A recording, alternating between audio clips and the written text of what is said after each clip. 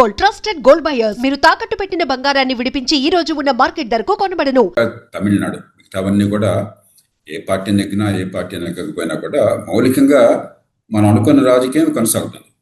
కేరళ ఉందనుకోండి, గత 60-70 ఏళ్ళుగా ప్రతిసారి ఒకసారి అధికారంలో ఉంటే దాని తర్వాత ప్రతిపక్షంలో ఉంటారు. ఈసారి నిజంగా 2 సార్లు వరుసగా మార్క్సిస్ట్ పార్టీ అధికారంలో ఉంది. అదే ఆశ్చర్యకరం. ఇప్పుడు కాంగ్రెస్ పార్టీ ఆధ్వర్యంలో యూడీఎఫ్ వచ్చింది, దానిలో ఆశ్చర్యమేం లేదు. మరి అస్సాం బీజేపీ ప్రభావం వచ్చిన దగ్గర నుంచి వాళ్ళే గెలుస్తున్నారు. ఇప్పుడు ఈసారి కూడా గెలుస్తారని అందరూ ఊహించారు. పెద్దగా దానిలో ఆశ్చర్యమేం లేదు. పాండిచ్చేరి చిన్న రాష్ట్రం, కేంద్రపాలిత ప్రాంతం, అక్కడ బీజేపీ ప్రభావం ఉన్న వాళ్ళు అనుకున్నట్టుగా గెలిచారు, పెద్ద తేడా లేదు. అలాగే పశ్చిమ బెంగాల్ బీజేపీ అధికారంలోకి వచ్చినా కూడా ప్రధాన పార్టీల్లో 2గా బీజేపీ ఉన్నది, 2లో 1గాను. మరి ఉన్న పార్టీ 15 ఏళ్ల పాటు రాజ్యం ఏలింది ఇప్పటిదాకా మమతా బెనర్జీ నాయకత్వంలో. ఆవిడ మార్క్సిస్ట్ పార్టీ ఏ రకం పంథాన్ని అనుసరించిందో వాళ్ళని దింపేసిన అదే పంథాన్ని ఆవిడ అనుసరించింది. ఆర్థిక ప్రగతి, మౌలిక సదుపాయాలు, ఆర్థిక క్రమశిక్షణ, పెట్టుబడులు, దీని మీద దృష్టి పెట్టలే పెద్దగా. మరి ఇంతకాలం ఆలోచన చేయడమే ఆశ్చర్యం. ఎందుకంటే బెంగాలీలు చాలా ముందు చూపు ఉన్న మనుషులు. బట్ బెంగాల్లో కూడా ఆర్థిక ప్రగతి వస్తుందన్న ఆశతో ఓటు వేశారు. వస్తుందో లేదో బీజేపీ రుజువు చేయాలి రేపు. ఇవన్నీ పెద్ద ఆశ్చర్యాన్ని కలిగించవు, ఏ పార్టీ నెగ్గినా ఏ పార్టీ నెగ్గకపోయినా. తమిళనాడు ఆశ్చర్యం కాదు, దిగ్భ్రాంతికరమైన ఫలితం నిజంగా చెప్పాలంటే. మనకేమిటంటే మనం అందరం కూడా నమ్మేది మన ఎన్నికల వ్యవస్థలో first past the post system అంటాం. అంటే పోటీలో ఆ గుర్రం ఏ గుర్రం ముందుంటే ఆ గుర్రం గెలిచినట్టు, కొద్దిగా వెనకున్న గుర్రం ఓడిపోయినట్టు. అలాంటి ఎన్నికల వ్యవస్థలో పోటీ ప్రధానంగా 2 ప్రధాన పక్షాల మధ్య ఉంటుంది. 3వ పార్టీకి విజయం దాదాపు అసాధ్యం. అరుదుగా ఎప్పుడు విజయం వస్తుందంటే వాటిలో 2 ప్రధాన పార్టీలు, ఒక పార్టీ ప్రజల మనసులో అంతరించింది అనుకోండి, అప్పుడు విజయం వస్తుంది. ఉదాహరణకు ఆంధ్రప్రదేశ్లో కాంగ్రెస్ పార్టీ అంతరించింది రాష్ట్ర విభజన తర్వాత, కాబట్టి వైకాపా వచ్చింది అక్కడ. అట్లాగే ఢిల్లీలో ఒక 15 ఏళ్ల పాటు నిజంగా మరి షీలా దీక్షిత్ మంచి పరిపాలన ఇచ్చినా కూడా ఢిల్లీ కేంద్రపాలిత ప్రాంతంలో ఆనాడు దేశంలో ఉన్న పరిస్థితుల్లో అవినీతి మొత్తానికి కాంగ్రెస్ ఆలావలం అన్న భావన కలిగి ఢిల్లీ ప్రజల మనసుల్లో కాంగ్రెస్ పార్టీ తుడిచిపెట్టుకుపోయింది, ఆప్ వచ్చింది. పంజాబ్లో అకాలీదళ్ అలాగే తుడిచిపెట్టుకుపోయింది, ఆప్ వచ్చింది. అలా కాకుండా 2 బలమైన పార్టీలు, చాలా లోతైన పునాదులు ఉన్న పార్టీలు పోటీ పడుతున్నప్పుడు ఒక కొత్తగా 3వ పార్టీ ఇంత అనూహ్యంగా 2 పార్టీలని కిందకు తోసేసి అధికారం చేపట్టడం అన్నది దేశ చరిత్రలో మొట్టమొదటిసారి. అందున తమిళనాడులో భయంకర దుష్పరిపాలన ఉంది, మరి అభివృద్ధి జరగలేదు, సంక్షేమం అందలేదు అన్నది వాస్తవం కాదు. తమిళనాడు గత సంవత్సరంలో కూడా 11% ఆర్థిక అభివృద్ధి సాధించింది. రియల్ గ్రోత్ రేట్ 10.88% అన్నారు. తమిళనాడు దేశంలో పారిశ్రామికీకరణకి కేంద్రంలో ఒకటి. మ్యానుఫ్యాక్చరింగ్, ఆటోమొబైల్ సెక్టర్ తీసుకోండి, ఈ మధ్య వచ్చిన ఐఫోన్ లాంటివి తీసుకోండి, లేకపోతే గార్మెంట్ సెక్టర్ తీసుకోండి, లేబర్ ఇంటెన్సివ్గా ఉన్నటువంటి పరిశ్రమ. తమిళనాడు దేశంలో అత్యధిక పట్టణీకరణ ఉన్నటువంటి రాష్ట్రం, 55% పట్టణ జనాభా. పెద్ద రాష్ట్రాల్లో ఎక్కడ దాని దరిదాపులు లేరు. తమిళనాడులో బలంగా సంక్షేమ పథకాలు సమర్థంగా అమలు చేస్తున్నారు మొట్టమొదటి నుంచి కూడా. అంచేత తమిళనాడులో ప్రత్యేకంగా అక్కడ భయంకరమైన పరిపాలన ఉంది, ప్రజల మనసుల్లో చాలా దుగ్ధం అన్నది, కోపం ఉంది 2 పార్టీలు అని చెప్పడానికి ఆస్కారం లేదు. అలాంటి పరిస్థితుల్లో ఈ మార్పు వచ్చిందంటే మనం ఊహించినంతగా ఈ సమాజంలో మార్పు వస్తున్నది.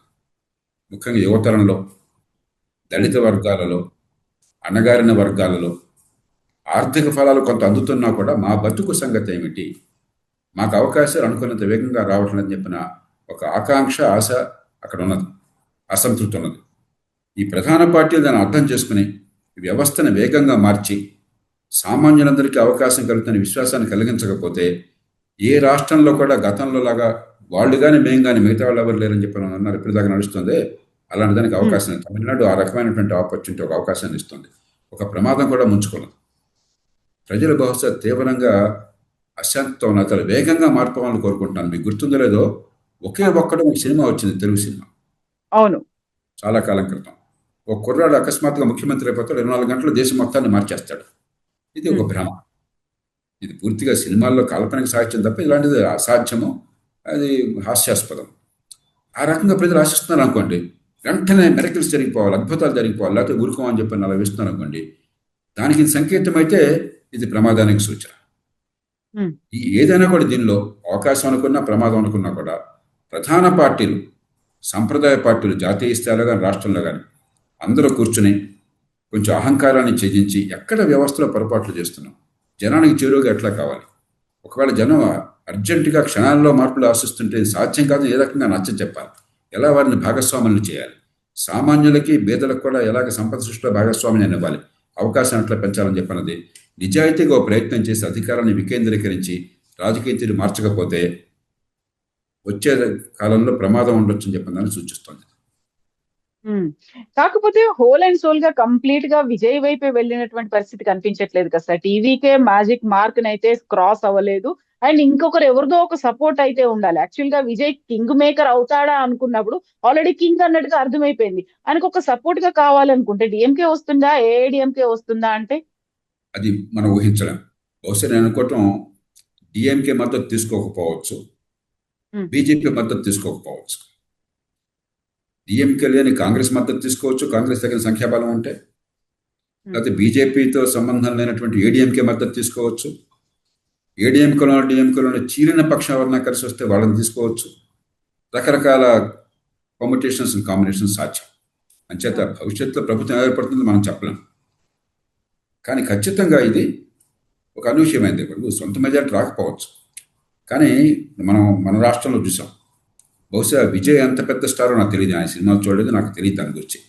చిరంజీవి గారు మన రాష్ట్రంలో, ఉమ్మడి రాష్ట్రంలో అంత పెద్ద స్టారే కదా, బహుశా అంతకంటే పెద్ద స్టార్ కదా. అందులో బహుశా విజయ్కి లేని ఒక బలమైన కులం అంటుంది కదా, ఒక సామాజిక వర్గం అంటుంది కదా. కాపు కులం అన్నది తెలుగు రాష్ట్రాల్లో అతిపెద్ద కులం. ఈ ఓసీలలో చాలా బలమైనటువంటి సామాజిక వర్గం ఆ అండ ఉన్నది కదా. ఆయనకు వచ్చినట్టుగా వస్తాయి అనుకున్నాం. ఆనాడు చిరంజీవి గారికి నాకు గుర్తున్నందుకు ప్రజారాజ్యం పార్టీకి 18% అనుకుంటే ఓట్లు వచ్చింది. అంతే సంఖ్యలో ఎమ్మెల్యేలు వచ్చారు. ఎందుకంటే ఒక స్థాయి దాటేదాకా మీకు ఓటు శాతం ఉన్నా కూడా ఆ సంఖ్యలో మీకు సీట్లు రావు. అది ఈ వ్యవస్థలో ఉన్నటువంటిది.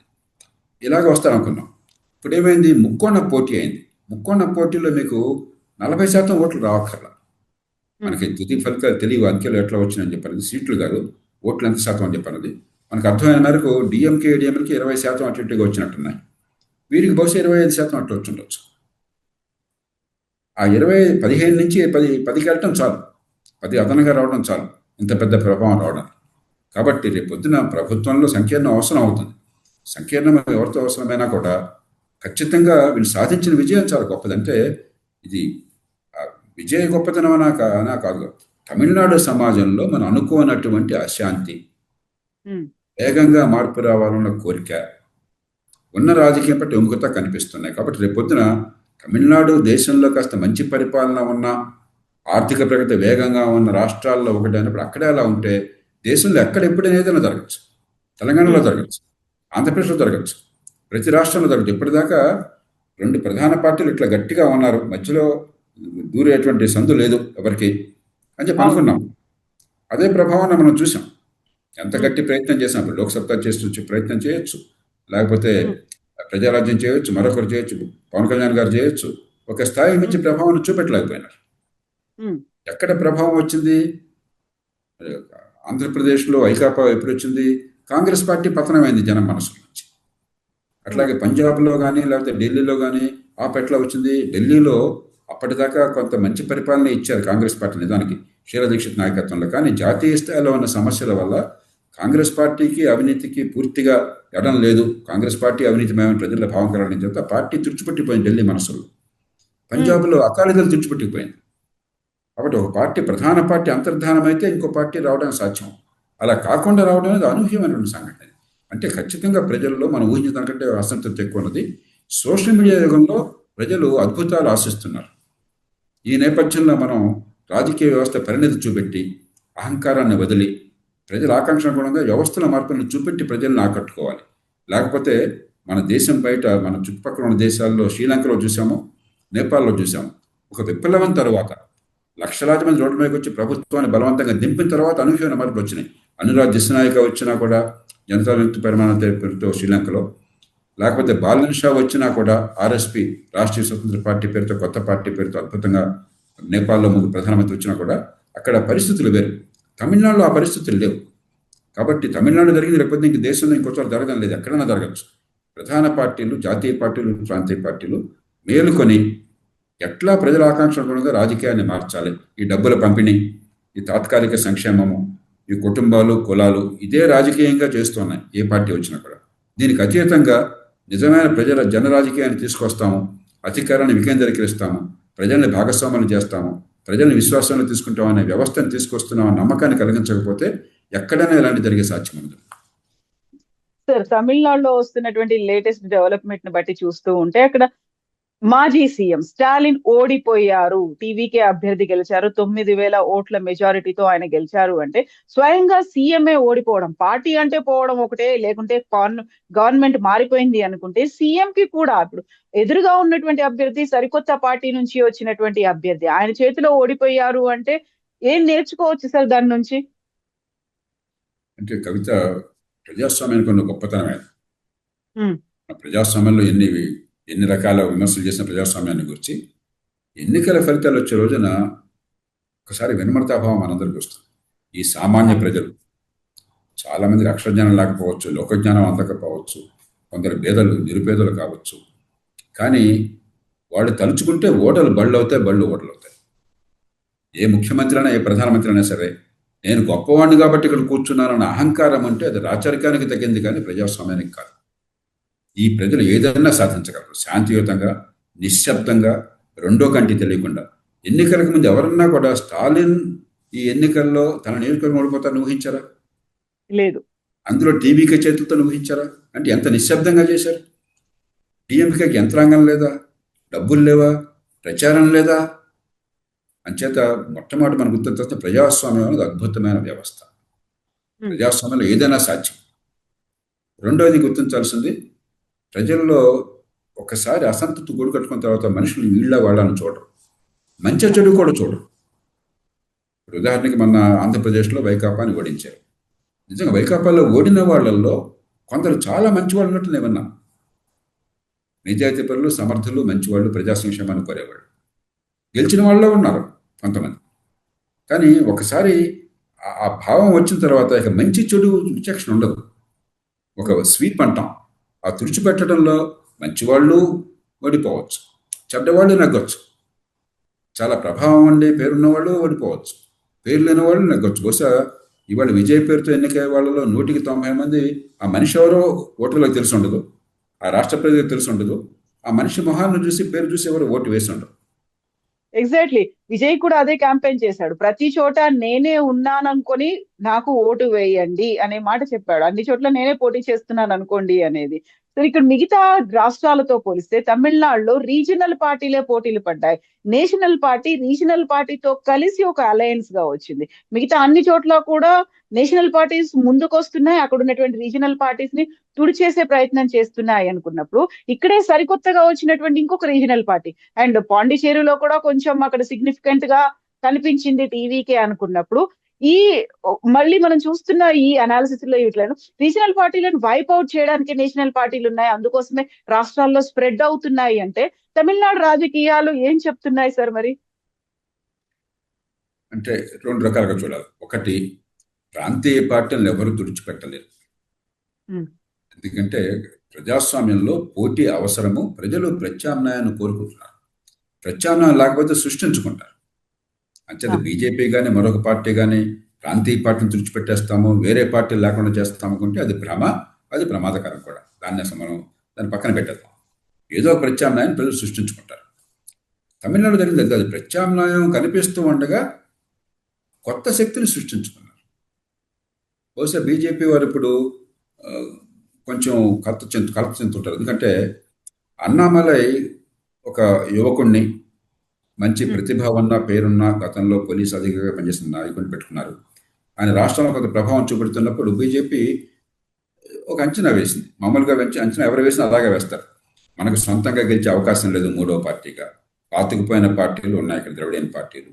మనం ఏదో ఒక పార్టీతో, ప్రధాన పార్టీతో మద్దతు మనకు సంకీర్ణం లేకపోతే, పొత్తు లేకపోతే లోక్సభలో కూడా మనకు దెబ్బ తగులుతుంది. మన లోక్సభలో మనకి సీట్లు చాలా అవసరము. కాబట్టి ఏడీఎంకే కూటమికి వచ్చే సీట్లు మనకు మద్దతు ఇచ్చేదిగా లేకపోయినట్టయితే మనం ప్రమాదంలో పడతాము. అంచేత మనం తొందరపడద్దు అని చెప్పి నిర్ణయం చేసుకున్నారు. ఇప్పుడు బహుశా పొరపాటుని పడుకుంటారు. ఎందుకంటే ప్రజలు సిద్ధంగా ఉన్నారు, మనం సిద్ధంగా లేవేమో అని చెప్పిన భావన వాళ్ళకి కలగచ్చు. దీని ప్రభావం రేపు తెలంగాణలో ఉండొచ్చు. తెలంగాణలో ఇప్పుడు దాకా ఏమైంది, లోక్సభ ఎన్నికల్లో సగం స్థానాలు బీజేపీ సాధించింది. మళ్ళీ తర్వాత ఈ పంచాయతీ వర్గ ఎన్నికల్లో బీజేపీ వెనక్కి వెళ్ళిపోయింది. ప్రజల మనసుల్లో పెద్దగా పోటీకి కాంగ్రెస్ పార్టీకి పోటీ ఇస్తుందన్న భావం లేదు. కాబట్టి టీఆర్ఎస్ పెరిగే అవకాశం ఉంది. ఇప్పుడు బహుశా ఈ అనుభవంతో బీజేపీ ఒక తృతీయ శక్తి ఎదగడం సాధ్యమో, ప్రజలు ప్రత్యామ్నాయాన్ని కోరుకుంటున్నారు, ఉన్న రెండు పార్టీలు కాదు అని బహుశా కొత్త ధోరణి ప్రదర్శించవచ్చు. కాబట్టి దీని ప్రభావం దేశంలో సాంప్రదాయ పార్టీల్లో ఉంటుంది, ప్రధాన పార్టీల్లో ఉంటుంది, ప్రధానంగా బీజేపీ మీద ఉంటుంది. ఎక్కడైతే బీజేపీ గట్టిగా పోటీకి కొత్తగా విస్తరించే ప్రయత్నం చేస్తున్న దక్షిణాది రాష్ట్రాలు వగైరా రాష్ట్రాల్లో అక్కడ ఉంటుంది. అంతకు మించి నేను చూసేది ఎవరు గెలుస్తారు నాకు ఓడతారని కాకుండా ప్రజల్లో మార్పు కావాలన్న కదలిక ఉన్నది. అది స్పష్టంగా చూపెడుతున్నారు. దానికి రాజకీయ పార్టీలు స్పందించాలి. వేగంగా అద్భుతాలు జరగాలన్నటువంటి అసంతృప్తి ఉన్నది. మొదటిది మంచిది, మార్పు కావాలన్న చైతన్యం దేశానికి మంచిది. అద్భుతాలు వెంటనే జరగాలన్నటువంటి అసంతృప్తి దేశానికి ప్రమాదకరం. దాన్ని గనక ఒక దారిని పెట్టకపోయినట్టయితే అద్భుతాలు జరగవు. మానవ జీవితంలో ఒకే ఒక్కడి సినిమాలాగా అద్భుతాలు జరగవు. అది సినిమాకి మాత్రమే సాధ్యం. మన కుటుంబం బాగుపడాలన్నా, దేశంలో సంపద సృష్టించాలన్నా, పేదరికాన్ని తొలగించాలన్నా, జీవన ప్రమాణాలు పెంచాలన్నా కూడా దీర్ఘకాలం ఆర్థిక ప్రగతి కావాలి. కష్టపడాలి, మనకు నైపుణ్యం అందాలి, మనందరం కూడా ప్రగతిలో భాగస్వాములం కావాలి. అలా కాకుండా మ్యాజిక్ ఏదన్నా ఉంది, నేను గెలిస్తే రేపొద్దు అన్నీ జరిగిపోతాయన్న భావాన్ని కలగజేసి ప్రజలు దానికి కనుక, ముఖ్యంగా ఈ జెన్సీ అంటున్నాం, జెన్సీ దానికి కనుక బోల్తా పట్టట్టయితే అది ఖచ్చితంగా దేశానికి ప్రమాద ఖండిక. వెస్ట్ బెంగాల్ అనేది ఎలా ఉంది సార్? అక్కడ యాంటీ ఇన్కంబెన్సీ ఉందా, లేకుంటే బీజేపీ గవర్నమెంట్ చాలా అందులో ఎంటర్ అవ్వాలనేటువంటి ఒక శత విధాల ప్రయత్నాలు చేసింది, అది ఫైనల్లీ అది సక్సెస్ అయినట్టు కనిపిస్తోంది సార్? అంటే మమతా మీద వ్యతిరేకత ఉందా బీజేపీ, లేకుంటే మోదీ అమిత్ షాల వ్యూహం ఫలించిందా? అక్కడ చాలా సీరియస్ అలిగేషన్స్ మమతా బెనర్జీ చేశారు, కేంద్ర ప్రభుత్వం మీద చేశారు, సర్ మీద చేశారు, ఈసీ మీద చేశారు, సిబిఐలు ఇంక్లూడింగ్ ఆర్మీ మీద కూడా చేశారు తను. కవిత, మన దేశంలో ఎన్నికల ఫలితాలు ప్రజల ఓట్ల వల్ల వస్తున్నాయి తప్ప ఆర్మీ వల్ల కాదు, ఎన్నికల సంఘం వల్ల కాదు, ఈవీఎంల వల్ల కాదు, ఎస్ఐఆర్ వల్ల కాదు. నేను మొట్టమొదటి మాట మళ్ళీ మళ్ళీ మళ్ళీ స్పష్టంగా చెప్తున్నాను. అలా కాకపోతే జాతీయ స్థాయి అధికారంలో ఉన్న బీజేపీ, రాష్ట్రంలో అధికారంలో ఉన్నటువంటి డిఎంకే ఇద్దరు కలిసి విజయకి పట్టం కడతారా? ఇవన్నీ కూడా మనకేదో కుట్రలో కుతంత్రాలు అని చెప్పి నమ్మే కాన్స్పిరేటరీ థియరీస్ ఇప్పుడు ఉంటారు. ఎన్నికల్లో ఫలితాలకి ప్రజల మనస్సుల్లో ఉన్న ఆలోచనల మీద దృష్టి పెట్టకుండా రకరకాల గురుడీలు పెట్టేవాళ్ళు చాలా మంది. ఇవన్నీ పూర్తిగా అసత్యాలు, అది వాస్తవం కానే కాదు. మౌలికంగా నాకు అర్థమైనంతవరకు ఏం జరిగిందంటే, మార్క్సిస్ట్ పార్టీ 30 ఏళ్ల పాటు వాళ్ళ పిడివాదాన్ని పట్టుకొని ఇవాళ 5.5% దిగిపోయింది. బెంగాల్ పెరుగుతుంది, బెంగాల్ తగ్గిందని అంటలా, కానీ మిగతా దేశం ఇంకా బాగా పెరిగింది. కాబట్టి బెంగాల్ వాటా దేశ సంపదలో ఈవేళ 5.5% పడిపోయింది, అంటే సగానికి పడిపోయింది అప్పుడున్న దానికంటే. అది కేవలం అక్కడ ప్రభుత్వాల నిర్వాహకం.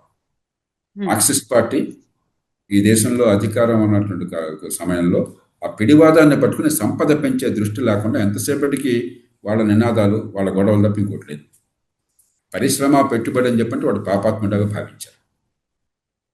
ఆ తర్వాత మమతా బెనర్జీ వస్తున్నప్పుడు నాలాంటి వాళ్ళు ఆశపడింది ఏంటంటే, ఒక ప్రత్యామ్నాయ ఆర్థిక వ్యవస్థని ఇమాజిన్ చేస్తారు, ప్రజల ముందు ఆ దృశ్యాన్ని పెడతారు, ఆ ఎజెండాకి అంకితం అవుతారు. మౌలిక సదుపాయాల కల్పన, ఆర్థిక క్రమశిక్షణ, పెట్టుబడులు, సంపద సృష్టి, ఉపాధి కల్పన, ఆదాయాల పెంపు. కానీ మమతా బెనర్జీ మార్క్సిస్ట్ పార్టీని దింపేసి అధికారంలో వచ్చింది, కానీ మార్క్సిస్ట్ పార్టీ కంటే వేరే మార్క్సిస్ట్ పార్టీలాగా ప్రవర్తించింది ఆవిడ పరిపాలన. అదే పరిపాలన తీరు రాజకీయంలో కావచ్చు, నేను రాజకీయాన్ని గురించి ఎక్కువ మాట్లాడలేదు, దాడులు వగైరాలు, ప్రత్యర్థులను భయపెట్టడం, అది ఒక ఆరోపణ పక్కన పెట్టారు. ఆర్థిక ఎజెండా మార్క్సిస్ట్ పార్టీ ఎజెండా అనుసరించింది ఎజెండా. గత 10-15 సంవత్సరాలుగా కూడా మమతా బెనర్జీ అధికారంలోకి వచ్చిన 15 ఏళ్లలో కూడా వందలాది కంపెనీలు, ప్రైవేట్ కంపెనీలు అక్కడి నుంచి పారిపోయినాయని చెప్పిన పత్రికల్లో కథనాలు వచ్చాయి. అన్ని రాష్ట్రాల్లో కూడా పెట్టుబడులు ఆహ్వానిస్తున్నారు, కొత్త పరిశ్రమలు, కొత్త పెట్టుబడులు. మరి తెలంగాణ ఉందనుకోండి, పార్టీలు ఏవైనా కూడా, ఆనాడు చంద్రబాబు నాయుడు ప్రభుత్వం కావచ్చు, రాజశేఖర రెడ్డి ప్రభుత్వం కావచ్చు, కేసీఆర్ ప్రభుత్వం కావచ్చు, ఇప్పుడు కావచ్చు, కొన్ని తేడాలున్నా కూడా పెట్టుబడులు కావాలి, ప్రోత్సహిస్తాము అని చెప్పిన భాష వస్తుంది, కానీ మౌలిక సదుపాయాలు పెరగాలన్న భాష వస్తుంది, ఆర్థిక ప్రగతి కావాలన్న భాష వస్తుంది, కానీ అది వద్దన్న భాష రావట్లేదు. బెంగాల్లో మరి అంత గందరగోళం జరిగే ప్రభుత్వం మారితే, పార్టీ మారినా కూడా ప్రభుత్వం తీరు మారల. 15 ఏళ్ల పాటు ఈ ప్రగతి పెద్దగా అనుకున్నంత సాధించని ప్రభుత్వాన్ని కొనసాగించడమే ఆశ్చర్యకరం. ఇప్పుడు మారడం పెద్ద ఆశ్చర్యకరం కాదు. భారతీయ జనతా పార్టీ ఎన్ని లోపాలున్నా కూడా ఆర్థిక క్రమశిక్షణ, మౌలిక సదుపాయాలు, పెట్టుబడుల పెంపు, ఆర్థిక ప్రగతి దానికి కట్టుబడిందన్న విశ్వాసం ప్రజల్లో ఉంది. అది కనుక వాళ్ళు గట్టిగా చూపెడితే ప్రజలు ఆదరిస్తారు, లేకపోతే ప్రజలు వాళ్ళని క్షమించరు, ఇంటికి పంపిస్తారు. కాకపోతే ఇంకొక విశ్లేషణ, కంప్లీట్ గా సాఫ్రనైజేషన్ చెయ్యాలి అనుకుంటున్నప్పుడు వెస్ట్ బెంగాల్ మీద ఎప్పటి నుంచో కన్నేసింది బీజేపీ, ఇప్పుడు ఫైనల్ గా దాన్ని సాధించింది అని చెప్పినప్పుడు బై హుక్కార్ కుర్క్ అంటారు, సమస్త శక్తుల్ని పెట్టి దాన్నే ఒక మెయిన్ ఎజెండాగా తీసుకొచ్చింది అనే ఒక మాట కూడా ఉంది కదా సార్. ఇవన్నీ ఊరికే మనకి చెప్పాను కదా, రాజకీయంలో మనకి ఇలాంటి వాదన చేయటము, కుతర్కానికి దిగటం మనకు అలవాటు అయిపోయింది. ఏదో ఒకటి కాట్లాడుకోవాలి. అలా అయినట్టయితే మమతా బెనర్జీ అంత ప్రభావశీలమైన నాయకురాలు, అంత జనాకర్షణ నాయకురాలు, అన్నేళ్లు ప్రతిపక్షంలో ఒంటెద్దు పోరాటం చేసింది ఆవిడ. అవును, అధికారంలో 15 ఏళ్ల పాటు పోరాటం చేసింది. నాకు అర్థంతో ఆవిడ సీట్లు కూడా ఆవిడ వెనకబడిందని చెప్పాను. అవును, చివరికి ఏముందో నాకు తెలియదు, ఓటమి అయిందో లేదో నాకు తెలియదు. తమిళనాడులాగా అది కుట్రలలో జరుగుతుంది. అది జనాభిప్రాయాన్ని తక్కువగా అంచనా వేయటము, ప్రజల తీర్పుని మనం అవమానించడం సరైన పద్ధతి కాదు. మనం గెలిస్తే అంతా బాగుంది, ఓడితే బాగోలేదు అన్నది సరైన పని కాదు. ఉదాహరణకి ఎస్ఐఆర్ అని చెప్పి అన్నారు. ఎస్ఐఆర్ వల్ల గణనీయంగా ఓట్లు కొన్ని కొన్ని కొన్ని పేర్లు తొలగించారు. ఓటర్లు తొలగించడం 90 లక్షల మందికి పైగా ఆ పేర్లు అక్కడ మనుషులు లేని మనుషులు లేకపోతే పొరపాట్లు అంటే తొలగించారు. తొలగించిన గణనీయంగా ఉన్న చోట్ల ఫలితాలు ఎట్లా వచ్చినాయో అవి లేని చోట్ల ఫలితాలు అంతకంటే ఎక్కువ వచ్చినాయి బీజేపీకి అనుకూలంగా. దాన్ని ఏమంటాం మరి? రాష్ట్రం అంతా ఒకే రకంగా ఫలితాలు వచ్చినప్పుడు ఎస్ఐఆర్ వల్ల మార్పు వచ్చిన నియోజకవర్గాల్లోనూ వేరే నియోజకవర్గాలు తేడా లేకుండా మన ప్రజల తీర్పుని గుర్తించకుండా దాన్ని గౌరవించకుండా ఈ మధ్యకాలంలో ఈ దేశంలో కొత్త ఫ్యాషన్ అయిపోయింది. ఓడిపోతే ఎలక్షన్ కమిషన్లో ఓడిపోయాను, లేకపోతే రిగ్గింగ్ వల్ల ఓడిపోయాను, ఈవీఎంలో ఓడిపోయాను అంటే నేను ఒక్కడనే జీవితంలో శాశ్వతంగా అధికారంలో ఉండడానికి దేవుడు నాకు ఆదేశించాడు, నాకు అధికారం ఇచ్చాడు, నా జన్మ హక్కు అన్న భావన చూపెడుతున్నారు. ఇది ప్రజాస్వామ్యానికి అవమానం. ఏ పార్టీ అనేది, బీజేపీ కావచ్చు, కాంగ్రెస్ కావచ్చు, టీఎంసీ కావచ్చు, టీఆర్ఎస్ కావచ్చు, మరో పార్టీ కావచ్చు, వినమ్రత పాటించాలి, ఎన్నికల ఫలితాలను సరిసావహించాలి. ఎక్కడ ప్రజల ఆకాంక్షలకు అనుగుణంగా చేయలేకపోయినా, ఎక్కడ పొరపాటుతోనే సర్దిద్దుకుంటే ప్రజలు గౌరవిస్తారు. అది సరైన రాజకీయం. ఎలక్షన్స్ ముందే వచ్చినటువంటి స్పెషల్ ఇంటెన్సివ్ రివిజన్ కావచ్చు, ఆ తర్వాత వచ్చినటువంటి ఉమెన్ రిజర్వేషన్ బిల్లుకు నియోజకవర్గాల పునర్విభజన, దీనికి లింక్ పెట్టి వాటిని నల్ల చట్టాలు అని వాయిస్ రేస్ చేసినటువంటి ఇద్దరు సీఎంలు, ఒకరు మమతా బెనర్జీ, ఒకరు స్టాలిన్. ఈ ఇద్దరు పరిస్థితి, వాళ్ళ పార్టీలు ప్రభుత్వం పోయింది, పార్టీ కూడా ఓడిపోతోంది, ఒకరు ఓడిపోయారు, ఇంకొకరు వెనకంజలో ఉన్నారు అనుకున్నప్పుడు సో కేంద్ర ప్రభుత్వం తీసుకొచ్చిన దానికి ఒక కంప్లీట్ గా ఈ రెండు రాష్ట్రాలు సపోర్ట్ చేశాయా? అది వాళ్ళకి బలంగా మారిందా? వీళ్ళని వ్యతిరేకించాయి అనుకోవాలి సార్. అక్కడ లోకల్ గా కేంద్ర ప్రభుత్వం తీసుకొచ్చినటువంటి పథకాల మీద, కార్యక్రమాల మీద ఈ రాష్ట్రాల సపోర్ట్ ఉందా? ప్రజలు యాక్సెప్ట్ చేస్తున్నారా? మౌలికంగా నాకు ఆర్థిక ప్రగతి సరిగ్గా ఉందా లేదా, దానికి బాట వేస్తున్నారు, అదే కనిపిస్తుంది ఇక్కడ ఏజెంట్. అంతేగాని ఎస్ఐఆర్ వల్ల కాదు, లేకపోతే పార్లమెంట్లో బిల్లు తేవడం వల్ల కాదు, ఆ బిల్లు వ్యతిరేకించడం వల్ల కూడా కాదు, దాని ప్రభావం కూడా ఏం లేదు. ప్రజల్లో అటు రెండు పక్కల పడలేదు. ఇవన్నీ ఊరికే వాడు రకరకాల ఎత్తుగడలో ప్రయోగించారు తప్పితే వాటి ప్రభావం ఎన్నికల ఫలితాలు లేదు. మిగతా అన్ని రాష్ట్రాల్లో చాలా హేతుబద్ధంగా ఏమాత్రం రాజకీయాన్ని సరిగ్గా విశ్లేషించినా కూడా మనకు అర్థమయ్యే రీతిలో ఉంది. తమిళనాడు ఒక అనూహ్యమైన ఫలితం, దాని గురించి లోతుగా మనం శోధించాలి. ఈ ప్రజల ఆకాంక్షలు, ప్రజల అత్యాశలు కూడా కావచ్చు. అత్యాశలు ఉదాహరణకు 64,000 కోట్ల రూపాయలు, 70,000 కోట్ల రూపాయలు అదనంగా అక్కడ ఈయన విజయ్ ఇచ్చినటువంటి హామీల ప్రభావం ఉంటుంది. ఇప్పటికే సంక్షేమం బలంగా ఉన్న రాష్ట్రాలు, కాస్త కూస్త మంచి పరిపాలన ఉన్న రాష్ట్రం, మిగతా రాష్ట్రాలు అనేది కాదు.